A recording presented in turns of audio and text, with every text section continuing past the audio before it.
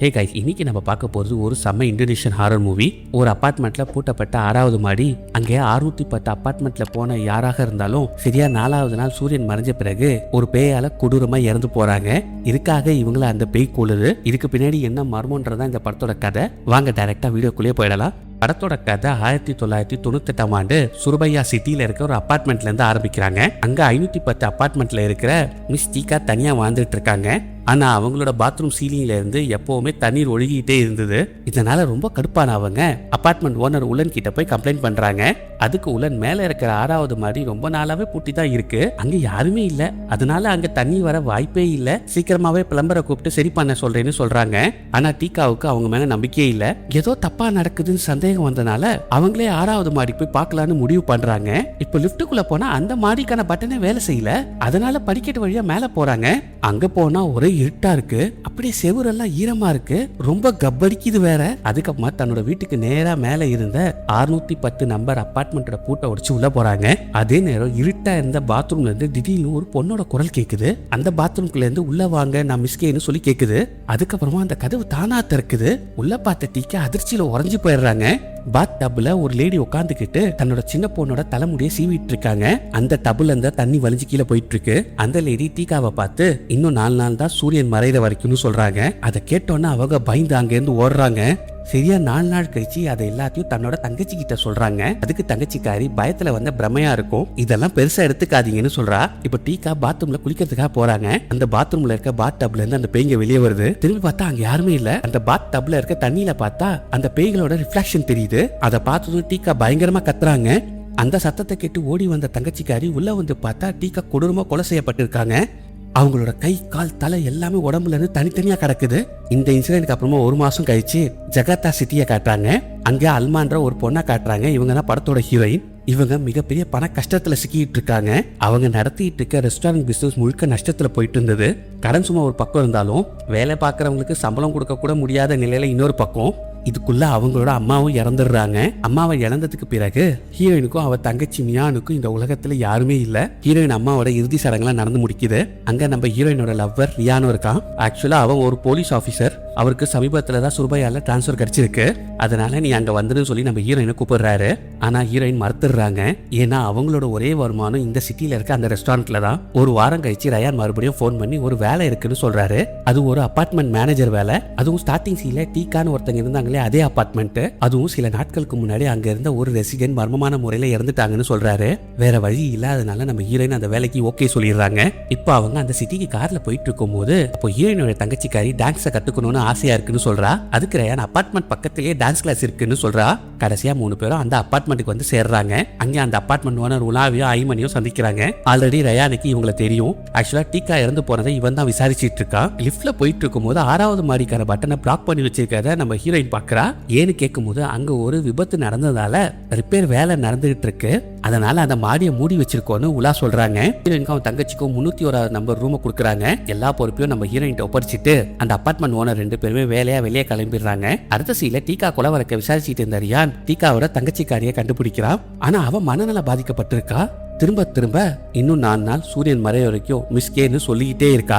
அன்னைக்கு நைட்டு ஒரு டெனட் சீலிங்ல இருந்து தண்ணி ஒழுகிட்டு இருக்குன்னு நம்ம ஹீரோயின் வந்து கம்ப்ளைண்ட் பண்றாரு. ஹீரோயினும் செக் பண்ணி பார்க்கும்போது உண்மையாவே தண்ணி மோசமா ஒழுகிட்டு இருந்தது. அதுக்கப்புறமா பிளம்பரை கூப்பிடுறாங்க. ஆனா அவன் ஏதோ ஒரு காரணம் சொல்லிட்டு வேலை பார்க்காம கிளம்பிடுறான். அதனால ஒரு பொறுப்பான மேனேஜரா தான் தங்கச்சிக்காரியை கூட்டிக்கிட்டு ஹீரோயின் நேரா 6வது மாடிக்கு போறாங்க. இப்ப வெளியே இருந்த அந்த லாக்கை உடைச்சுக்கிட்டு தண்ணி எங்க இருந்து வருதுன்னு தேட ஆரம்பிக்கிறாங்க. கடைசியா 106வது நம்பர் ரூமுக்குள்ள போனதும் மறுபடியும் அதே குரல் கேக்குது, நான் மிஸ்கே உள்ள வாங்க. அந்த குரலை கேட்டோன்னு இவங்க 2 பேருக்கும் அள்ளு விட்டுருது. ஹீரோயின் மெதவா அந்த பாத்ரூம் கதவை திறக்கிறாங்க. முன்னாடி சீன்ல பார்த்த மாதிரியே அந்த பேய் பாத் டப்ல தன் பொண்ணோட உட்காந்துட்டு இருந்தது. அதே மாதிரி நம்ம ஹீரோயினை பார்த்தோன்னே இன்னும் 4 நாள் தான் சூரியன் மறையிற வரைக்கும்னு சொல்லுது. அதை கேட்டோன்னு 2 பேரும் பயத்துல அங்கேருந்து ஓடி தங்களோட ரூமுக்கு வந்துடுறாங்க. நடந்ததை காலையில ஓனர் கிட்ட சொல்லணும்னு ஹீரோயின் முடிவு பண்றாங்க. அடுத்த நாள் ஹீரோயின் டேபிள்ல இருந்து பின்னெல்லாம் கீழே விழுது. தரையில பார்த்தா அந்த பின்னெல்லாம் எண் 1ன்னு குறிக்குது. அதுக்கு என்ன அர்த்தம்னு அவருக்கு ஒண்ணுமே புரியல. அதாவது அவ மரணத்துக்கான கவுண்ட் டவுன் சொல்லி அந்த பேய் அவளுக்கு இன்ட்டு கொடுக்குது. அதுக்கு நடுவில் தங்கச்சிக்காரி டான்ஸ் கிளாஸ் போறா. அங்க டீச்சர் ரேணி மலங்கா டான்ஸ்ல பயன்படுத்துற மர்மமான முகமூடியை பத்தி சொல்றாங்க. அதே நேரம் நம்ம ஹீரோயின் வேலை பார்த்துட்டு இருக்கும்போது மறுபடியும் அந்த பேய் அவங்க முன்னாடி வருது. ஒரு ரூம்ல இருந்து சத்தம் கேக்குது. உள்ள போய் பாக்குறா, இங்க அந்த 2 பேய் இருக்குது. ஹீரோயினோட கண் முன்னாடியே அந்த அம்மா தன்னோட மகளோட தலையை பிச்சு தூக்கி போடுது. அதை பார்த்த ஹீரோயின் கத்துன்னு கத்துறா. அந்த பேய் நம்ம ஹீரோயினை பார்த்து இதே மாதிரி உன்னையும் நான் துண்டு துண்டா வெட்ட போறேன்னு சொல்லுது. பயந்து போன ஹீரோயின் அங்க இருந்து ஓடும்போது நேரா ரியான் மேல மோதுறாங்க. அதுக்கப்புறமா ரியான் ரூம்குள்ள போய் செக் பண்றாரு. அங்க யாருமே இல்ல. ஹீரோயின் நடந்த எல்லா விஷயத்தையும் அவங்க கிட்ட சொல்றா. இன்னும் 4 நாள் தான் சூரியன் மறையிற வரைக்கும் அந்த பேய் சொல்லிச்சுன்னு சொல்றா. அதை கேட்டோன்னே ரியான் ஷாக் ஆயிடுறான். ஏன்னா டீக்காவோட மனநல பாதிக்கப்பட்ட தங்கச்சியும் இதே வார்த்தையை தான் திரும்ப திரும்ப சொல்லிட்டு இருக்கா. அடுத்த நாள் பேய் பயத்துல அபார்ட்மெண்ட்ல இருந்த எல்லா டெனன்ட்டுமே நாங்க காலி பண்ண போறோம் சொல்லி பிரச்சனை பண்ணிட்டு இருக்காங்க. அதுக்கப்புறமா உலானும் ஐமனும் அங்க வந்து அந்த பிரச்சனையை ஹேண்டில் பண்றாங்க. எல்லாரும் அமைதியா போன பிறகு அதுக்கப்புறமா ரியான் அந்த அபார்ட்மெண்ட் ஓனர் கிட்ட சில கேள்விகள் கேட்கறான். 610 அபார்ட்மெண்ட்ல இருக்கிற அந்த மர்மமான அம்மாவும் பொண்ணும் யாரு, டிகே இதனாலதான் இறந்து போனாங்களான்னு சொல்லி கேள்வி மேல கேள்வியா கேட்கறான். அப்ப பயத்துல ஐமன் எல்லா உண்மையும் சொல்லிடுறாரு. முன்னாடி 610 அபார்ட்மெண்ட்டை வாழ்ந்துட்டு இருந்த ஒரு அம்மாவும் பொண்ணும் வீட்டை விட்டு வெளியே போகும்போது கார் விபத்துல இறந்து போயிடுறாங்க. அதுக்கப்புறமா அந்த அபார்ட்மெண்ட்டை கிளீன் பண்றதுக்காக ஒரு கிளீனர் அனுப்பிச்சு வச்சோம். ஆனா அவன் அங்க அந்த அம்மாவோட ஆவியும் சின்ன பொண்ணோட ஆவியும் பார்த்துட்டு உடனே வேலையை விட்டுடுறான். கொஞ்ச நாள் கழிச்சு அவன் வீட்டுல 2 துண்டா அவன் செத்து போய் கிடந்தான். இதனால பயந்து போன நாங்க ஒரு மந்திரவாதியை வர சொன்னோம். அங்க ஒரு பரிகாரமும் செஞ்சோம். ஆனா எந்த பயனும் கிடைக்கல. மந்திரவாதி என்ன சொன்னார்னா, இந்த இடத்துல இருக்க தீய சக்தி ரொம்ப சக்தி வாய்ந்தது. யார் 610 அபார்ட்மெண்ட்குள்ள போறாங்களோ அவங்க 4 நாள் கழிச்சு சூரியன் மறையும் நேரத்துல நிச்சயமா இறந்து போவாங்க. அதனாலதான் அந்த ஃப்ளோரையே நாங்க நிரந்தரமா மூடி வச்சிருக்கோம்னு சொல்றாங்க. கேட்டோன்னே ஹீரோயின் பயந்து போயிடுறா. ஏன்னா அவளோட கவுண்ட் டவுன் ஸ்டார்ட் ஆயிடுச்சு. ஆனா ரயன் 610 அபார்ட்மெண்ட்டை நான் செக் பண்ணணும்னு சொல்றா. நாங்க போக வேணாம்னு சொல்றா. யார் பேச்சும் கேட்காம ஓனர்களை கூட்டிட்டு அந்த அபார்ட்மெண்ட்டுக்கு போறா. ஆனா அந்த ஓனர் 2 பேருமே அந்த ஃப்ளோருக்கு வெளியே நின்றுட்டு இருக்காங்க. ஆனா ரயன் மட்டும் 610 அபார்ட்மெண்ட்டுக்குள்ள போய் பாக்குறா. உள்ள வந்தோன்னே மறுபடியும் அதே குரல் கேக்குது. மெதுவா பாத்ரூம் கதவை திறந்து பாக்குறா. அதே மாதிரி அந்த பேய் உட்காந்துட்டு இருக்குங்க. அவங்க மறுபடியும் இன்னும் 4 நாள் தான் சூரியன் மறையிற வரைக்கும்னு சொல்றாங்க. கண்ணை மூடி துறக்கத்துக்குள்ள 2 பேரும் மறைஞ்சு போயிடுறாங்க. இப்ப பயந்து போய் பாத்ரூம்ல செக் பண்றான். இந்த பாத் டப்ல இருக்க டேப் தானா ஓபன் ஆகுது. இதனால அந்த பாத் டப்ல இருந்து தண்ணி வழி ஆரம்பிக்குது. பயந்து போனவன் அந்த அபார்ட்மெண்ட் விட்டு வெளியே ஓடி வரா. இதுக்கு நடுவில் ஹீரோயினோட தங்கச்சிக்காரி டான்ஸ் பிராக்டிஸ் பண்ணிட்டு இருக்கா. இப்போ கண்ணாடியில அவளோட ரிஃப்ளெக்ஷன் அது அவளை பார்த்து டான்ஸ் ஆடுது. அந்த கண்ணாடியில இருக்கவரும் அவ பேரை சொல்லி கூப்பிடுது. அப்படியே அவ கால் வழிக்கு கீழே விழுந்துடுறா. அதுக்கப்புறமா கண்ணாடிக்குள்ள இருந்து அந்த பேய்ங்க வெளியே வருதுங்க. பார்த்தா அதுங்க கையில ஃபுல்லா ரத்தமா இருக்கு. அதே நேரம் தங்கச்சிக்காரியை கூட்டிட்டு போறதுக்காக ஹீரோயின் அங்க வரா. தங்கச்சிக்காரியோட அலறல் சத்தத்தை கேட்டு ஹீரோயினும் டான்ஸ் டீச்சரும் ஓடி வந்து பாக்குறாங்க. பார்த்தா அவ கண்ணை மூடிட்டு கத்திக்கிட்டு இருக்கா. அதுக்கப்புறமா தங்கச்சிக்காரியை கவனிச்சிட்டு இருந்த அந்த டான்ஸ் டீச்சர் ஒரு முக்கியமான விஷயத்த சொல்றாங்க. தன்னால ஆவிகளை பார்க்க முடியும். மேலும் ஒரு 2 பேய் மியா பின்னாடி வந்துட்டு இருக்குன்னு சொல்றாங்க. அந்த ஆவிகளோட சக்தி ரொம்ப கொடூரமானது. அதனால தன்னால எதுவும் செய்ய முடியலன்னு சொல்றாங்க. இதுக்கு ஒரு வழி இருக்கு, நீங்க ஒரு மந்திரவாதியை போய் பாருங்கன்னு சொல்றாங்க. இப்ப கட் பண்ணா 610 உண்மையா என்னதான் நடந்ததுன்னு சொல்லி ரியான் வெறித்தனமா முயற்சி பண்ணிட்டு இருக்கான். அதுக்காக உலான் கிட்டயும் ஐமன் கிட்டயும் அந்த இறந்து போன அம்மா பொண்ணோட போட்டோ இருக்கான்னு கேட்கறான். ஆனா அவங்களால எதுவுமே கொடுக்க முடியல. அவங்க பேர் நூரி மற்றும் இன்தான்னு அது மட்டும் தான் எங்களுக்கு தெரியும்னு சொல்றாங்க. உங்களோட ஃபேமிலியை பத்தி உங்களுக்கு எதுனா தெரியுமான்னு சொல்லி ரயன் கேட்கறான். எங்களுக்கு அவங்க ஃபேமிலியோட போன் நம்பர் அட்ரஸ் எதுவுமே ஞாபகம் இல்லைன்னு சொல்லிடுறாங்க. அதுக்கப்புறமா ரயன் பழைய ரெக்கார்டை தேடி பார்க்க சொல்றான். அதுக்கப்புறமா போலீஸ் ஸ்டேஷன் போய் இதை பத்தி விசாரிக்கணும்னு முடிவு பண்றான். அதே நேரம் ஹீரோயினும் தங்கச்சிக்காரியும் அபார்ட்மெண்ட்டுக்கு திரும்பி வராங்க. அப்போ ஹீரோயின் அந்த அபார்ட்மெண்ட் ஓனர் கிட்ட இந்த பிரச்சனைக்கு ஒரு முடிவு கட்ட நான் ஒரு மந்திரவாதியை கூப்பிட்டுருக்கேன்னு சொல்றா. இப்போ கட் பண்ணா ரயன் போலீஸ் ஸ்டேஷன்ல கடந்த 4 வருஷத்துல நடந்த ரோடு ஆக்சிடென்ட்டோட ரெக்கார்டை எடுக்க சொல்றான். அன்னைக்கு நைட்டு ஹீரோயின் கூப்பிட்ட அந்த மந்திரவாதி அந்த அபார்ட்மெண்ட்டுக்கு வராரு. இப்ப அவர் நேரா அந்த 610 அபார்ட்மெண்ட் போய் கதவை திறக்கலான்னு பாக்குறாரு. ஆனா திறக்க முடியல. அந்த அபார்ட்மெண்ட்குள்ள ரொம்ப பெரிய தீய சக்தி இருக்குன்னு சொல்றாரு. அதுக்கப்புறமா என்ன சொல்றாருன்னா, அந்த அபார்ட்மெண்ட்குள்ள போனவங்க கரெக்டா 4 நாள் கழிச்சு சூரியன் மறையும் போது அவங்க இறந்து போயிடுவாங்க. இந்த ஆத்மாக்கள் ரொம்ப வலியோட கோவத்தோட இறந்து போயிருக்குங்க. இந்த ஆத்மாக்களை அமைதிப்படுத்தணும்னா அவங்க கடந்த காலத்துல என்ன நடந்ததுன்னு சொல்லி நம்ம கண்டுபிடிக்கணும்னு சொல்றாரு. அதுக்காக அவங்களோட பொருள் நமக்கு எதுனா வேணும்னு சொல்றாரு. அது கிடைச்சா மட்டும் தான் நான் உங்களுக்கு உதவி பண்ண முடியும்னு சொல்லிட்டு கிளம்பிடுறாரு. இப்ப அடுத்த நாள் ஹீரோயினுக்கு தங்கச்சிக்காரி கால் பண்ணி ஸ்விமிங் பூலுக்கு வர சொல்றா. இப்போ ஹீரோயின் ஸ்விமிங் பூலுக்கு வந்து பாக்குற அங்க தங்கச்சிக்காரியை காணோம். இப்ப அங்க இருக்கிற லேண்ட்லைன்ல இருந்து தங்கச்சிக்காரிக்கு கால் பண்றா. நான் கால் பண்ணி எதுக்காக இங்க கூப்பிட்டேன்னு சொல்லி கேட்கறா. நான் உனக்கு கால் பண்ணவே இல்லைன்னு அவ சொல்றா. அப்ப அந்த ஸ்விமிங் பூல் தண்ணீருக்கு மேல பூக்களால 2ன்னு எழுதப்பட்டு இருந்ததை ஹீரோயின் பாக்குறா. அதாவது அவளுக்கு உயிரோட இருக்க இன்னும் 2 நாள் தான் இருக்குன்னு அந்த பேய் எச்சரிக்குது. அதை பார்த்து ரொம்ப பயந்து போன நம்ம ஹீரோயின் ஏதோ கண்ணுக்கு தெரியாத சக்தி அவளை அந்த ஸ்விமிங் பூல்ல விழ வச்சிருது. இப்ப தங்கச்சிக்காரி அக்காவை தேடிட்டு அந்த ஸ்விமிங் பூலுக்கு வரா. அப்ப அந்த ஸ்விமிங் பூல்ல இருந்து ஹீரோயின் வெளியே வரா. ஆனா அவளோட முகத்துல ஒரு விசித்திரமான முகமுடி இருந்தது. இப்ப ஸ்விமிங் பூலுக்கு வெளியே வந்து அவ விசித்திரமா டான்ஸ் ஆடுறா. தங்கச்சிக்காரியை பார்த்து அவளை அட்டாக் பண்றதுக்காக ஓடி வரா. அப்படியே அவளை புடிச்சுக்கிட்டு ஸ்விமிங் பூலுக்குள்ள 2 பேரும் விழுந்துடுறாங்க. அப்ப அந்த 2 பொண்ணுங்க இவங்க ஸ்விமிங் பூலுக்குள்ள இருக்க அதை பார்த்து பயந்து போய் அந்த ஓனர் கிட்ட வந்து சொல்றாங்க, இப்போ ராயனும் அந்த ஓனரும் அந்த ஸ்விமிங் பூலுக்குள்ள வந்து பாக்குறாங்க. இப்போ நேரா அவன் ஸ்விமிங் பூல்ல குதிச்சு நம்ம ஹீரோயினை காப்பாத்திடுறா. இதுக்கப்புறமா தங்கச்சிக்காரி ஒரு விஷயத்த சொல்றா. அக்கா முகத்துல இருந்த அந்த முகமுடிய நான் டான்ஸ் கிளாஸ்ல பாத்திருக்கேன்னு சொல்றா. அதனால 3 பேரும் நேரா டான்ஸ் டீச்சர் ரேனியை பார்க்க போறாங்க. இங்க இருந்த முகமுடிய அந்த டான்ஸ் டீச்சர்கிட்ட காட்டுறாங்க. பழைய கேந்திரி ராஜ்யத்தோட இளவரசியோட அடையாளம்னு சொல்றாங்க. இதை பத்தி நீங்க நிறைய தெரிஞ்சுக்கணும்னா இதை உருவாக்குனவர்கிட்ட தான் நீங்க போய் தெரிஞ்சுக்கணும்னு சொல்றாங்க. இப்போ ரேனி சொன்னபடி ரேயானும் நம்ம ஹீரோயினும் நேரா ரங்கன் முல்லையா கிராமத்துக்கு கிளம்புறாங்க. தங்கச்சிக்காரி அந்த முகமுடிய அக்காக்காக வரைஞ்சு கொடுக்குறா. இன்னைக்கு நைட்டு ஹீரோயின் தங்கச்சி மட்டும் அந்த அபார்ட்மெண்ட்ல தங்குறா. ரொம்ப நேரம் டிராவல் பண்ண பிறகு ரயானும் ஹீரோயினும் அந்த மாஸ்க் பண்ணவரை சந்திக்கிறாங்க. அந்த மாஸ்கோட டிராயிங்கை பார்த்த அவரு உடனே அந்த முகமூடியோட அடையாளத்தை கண்டுபிடிக்கிறாரு. இந்த முகமூடியை நான் தான் செஞ்சேன். இந்த ஊர்ல ஒரு பணக்கார லேடி ஒருத்தங்க இருக்காங்க. உங்க பொண்ணுக்காக தான் நான் இதை பண்ணி கொடுத்தேன்னு சொல்றாரு. இப்போ உண்மையை தெரிஞ்சுக்க ஹீரோயினும் ராயனும் நேரா அந்த பணக்கார லேடி வீட்டுக்கு கிளம்புறாங்க. ஆனா அவங்க இவங்களை சந்திக்க மறுத்துடுறாங்க. அந்த நேரம் அங்க வேலை பார்த்த அம்மா எல்லா உண்மையும் இவங்க கிட்ட சொல்றாங்க. இந்த பணக்கார லேடியோட பொண்ணு பேரு ஜென்காந்தி. அவர் ரொம்ப திறமையான ஒரு டான்சர். அவங்களுக்காக தான் அந்த முகமுடியை அவர் உருவாக்குனாரு. ஜென்காந்தி ஒருத்தனை லவ் பண்ணாங்க. ஆனா அவன் ரொம்ப ஏழை. கல்யாணத்துக்கு முன்னாடியே அவங்க கர்ப்பமாயிட்டாங்க. அவங்க பொண்ணு செஞ்சதை அவங்க ஏத்துக்க முடியாம அவங்க அவளை வீட்டை விட்டே துரத்திடுறாங்க. அதுக்கப்புறமா ஜென்காந்தி ஒருபோதும் வீட்டுக்கு திரும்ப வரவே இல்லை. நான் இந்த வயசான வேலைக்கார அம்மாவுக்கு ஜென்காந்தி மேல பாசம் இருந்தது. அவளோட எல்லா பொருட்களையும் அந்த மர்மமான முகமுடியையும் ஒரு ரகசியமான ரூமுக்குள்ள ஒழிச்சு வச்சிருந்தாங்க. இப்போ ராயனும் ஹீரோயினும் அந்த முகமுடியை எடுத்துக்கிறாங்க. இந்த மாஸ்க்கு அந்த 610 அபார்ட்மெண்ட்ல இருக்கிற ரகசியத்தை கண்டுபிடிக்க உதவும் சொல்லி நம்பிக்கையோட அவங்க ஊருக்கு திரும்புறாங்க.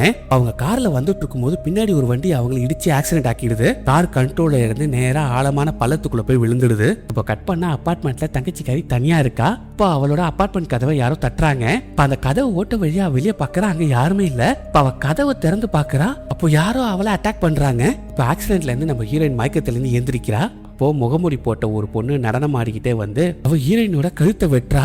அப்படியே பயத்தோட தூக்கத்துல இருந்து எந்திரிக்கிறா. இதெல்லாமே அவளோட கெட்ட கனவு. இப்ப அங்க செவுத்துல 3ன்னு மார்க் பண்ணி இருக்கு. இன்னைக்கு அவளோட 3வது நாள் சொல்லி அந்த பேய் எச்சரிக்குது. இப்போ அங்க ஒரு பாட்டி வந்து நேத்து நைட்டு நான் தான் அவங்கள பள்ளத்துல இருந்து காப்பாத்தி இங்க கூட்டிட்டு வந்தேன்னு சொல்றாங்க. இப்போ ராயனும் நல்லா இருக்கதை பார்த்து ஹீரோயின் கொஞ்சம் நிம்மதியாகிறா. உடனே தன்னோட பேக்ல இருந்து அந்த முகமுடியை செக் பண்றா. நல்ல வேலை அது எந்த டேமேஜும் இல்லாம அப்படியே இருந்துச்சு. உடனடியா அந்த முகமுடியை எடுத்துக்கிட்டு அந்த மந்திரவாதி கிட்ட போறாங்க. இப்போ மந்திரவாதி சில மந்திரத்தெல்லாம் சொன்ன பிறகு இப்ப அந்த மாஸ்க் எடுத்து மூஞ்சில மாட்டுறாரு. இப்போ கடந்த காலத்துல நடந்த சில விஷயம்லாம் அவருக்கு கண்முன்னே தெரியுது. யாரோ ஒருத்தர் காந்தியோட சின்ன பொண்ணு தலையில அடிச்சு கொல்றாங்க. அதுக்கப்புறமா அவளையும் கொடூரமா கொல்றாங்க. அதுக்கப்புறம் மந்திரவாதி நடந்ததை இவங்க கிட்ட சொல்றாரு. 610 அபார்ட்மெண்ட்ல இருந்தவங்க ஆக்சிடென்ட்ல இறந்து போகல. அவங்கள கொடூரமா கொலை பண்ணிருக்காங்க.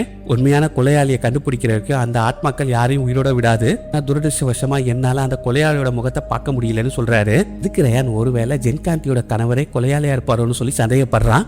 3 பேரும் கிளம்பி அந்த அபார்ட்மெண்ட்டுக்கு வராங்க. அங்க பேய் பயத்துல இருந்த எல்லா டெனட்டும் காலி பண்ணிட்டு கிளம்புறாங்க. இப்போ டைரக்டா அந்த அபார்ட்மெண்ட் ஓனர் கிட்ட இவங்க கேள்வி மேல கேள்வி கேட்க ஆரம்பிக்கிறாங்க.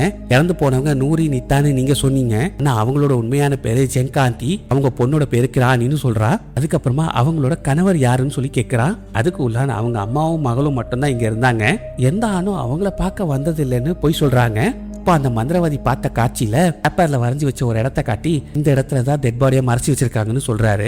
எங்க இருக்குன்னு எனக்கு தெரியலன்னு ஐவன் சொல்லிடுறாரு. அதுக்கப்புறமா ரயான் சந்திரான்னு ஒரு போலீஸ் ஆபீசர் கால் பண்ணி ஜென்காந்தியோட சொந்த ஊருக்கு போய் அவளோட அம்மா கிட்ட போய் விசாரிச்சு அவளோட ஹஸ்பண்ட் யாருன்னு சொல்லி கண்டுபிடிக்க சொல்றாரு. இப்போ ஹீரோயினுக்கு ஒரு டவுட் வருது. எல்லா பிரச்சனையும் 6வது மாடியில தான் நடக்குது. இப்போ அவங்களோட டெட் பாடியும் அங்கதானே மறைச்சு வச்சிருப்பாங்கன்னு சொல்றா. அதுக்கப்புறமா அங்க எல்லாரும் போய் தேட ஆரம்பிக்கிறாங்க. திடீர்னு அந்த மந்திரவாதி கதற சத்தத்தை கேட்டு ரயான் ஓடி போய் பாக்குறான். இங்க பாத்ரூம்ல அந்த மந்திரவாதி காயத்தோட கிடக்குறாரு. அவரை பார்க்க போன ரயானை பின்னாடி யாரோ பலமா அடிச்சு அவனை மயக்கமடைய வச்சிடறாங்க. கொஞ்ச நேரம் கழிச்சு ஹீரோயின் அங்க வந்ததும் ஐமனும் உலாவும் சேர்ந்து அவளை அடிச்சு மயக்கமடைய வைக்கிறாங்க.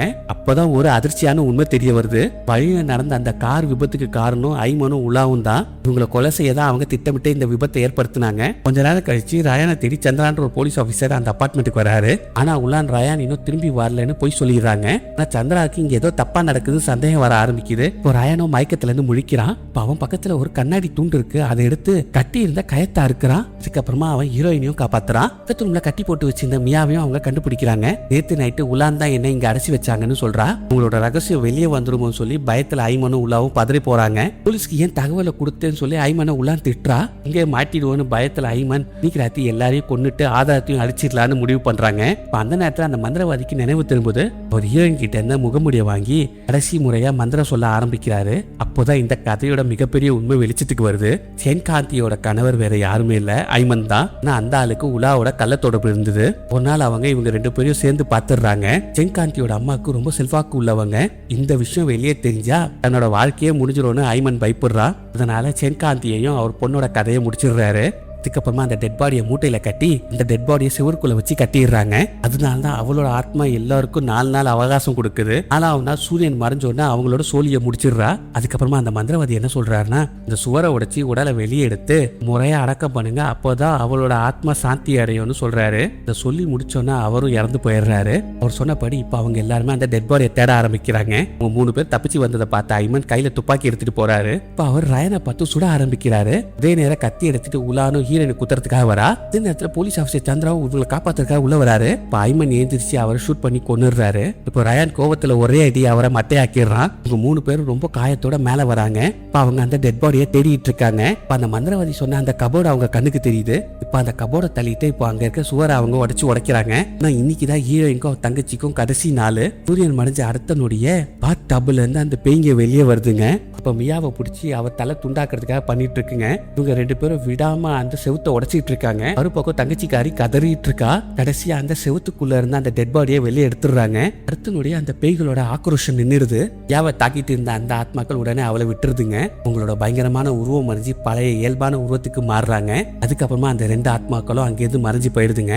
ஆனா அவங்களோட பழிவாங்கும் நோக்கம் இன்னும் முடியல. நேரா ஐமனையும் உலாவையும் தேடி போறாங்க.